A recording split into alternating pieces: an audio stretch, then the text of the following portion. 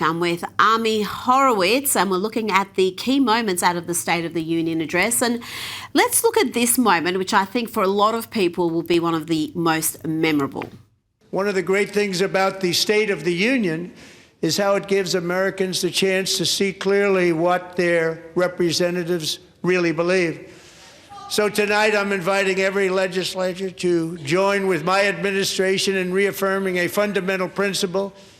If you agree with this statement, then stand up and show your support. The first duty of the American government is to protect American citizens, not illegal aliens.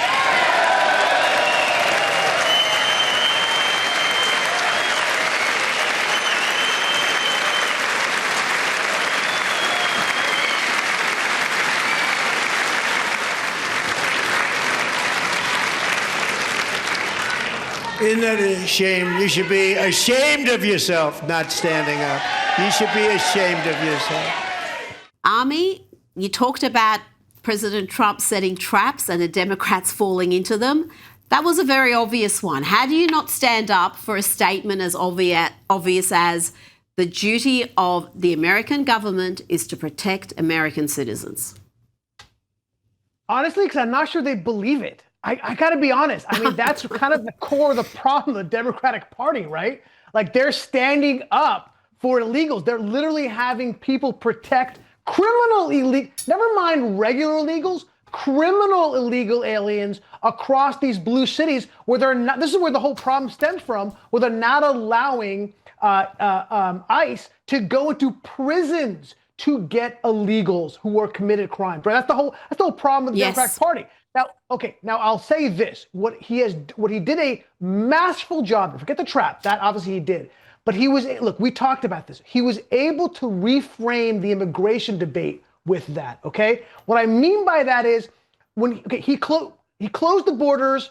Right. No one's coming in. He's winning the immigration debate. Then he has the problem, this optics problem of going into like Home Depots and in Minneapolis and the shootings. And now there was a problem. He was losing the U.S. people, and the last poll done was showing that the Republican Party, which was their strength on immigration, it was President Trump's strength, was now underwater on who do you trust to handle immigration.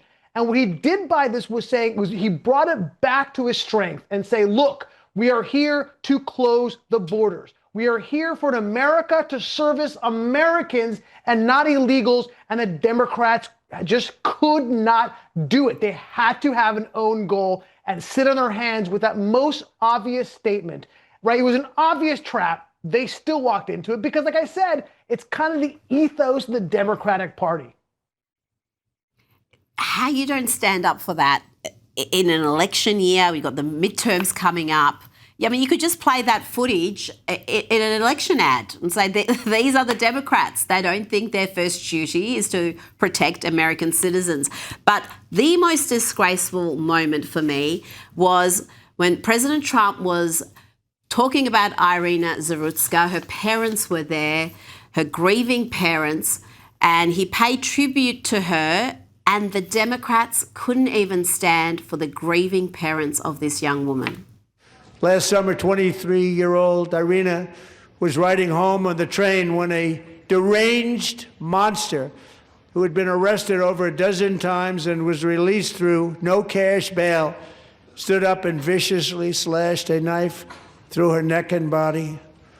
No one will ever forget. There were people on that train. No one will ever forget the expression of terror on Irina's face as she looked up at her attacker in the last seconds of her life. She died instantly. She had escaped a brutal war only to be slain by a hardened criminal, set free to kill in America, came in through open borders. Mrs. Zarutska, tonight I promise you we will ensure justice for your magnificent daughter, Irina.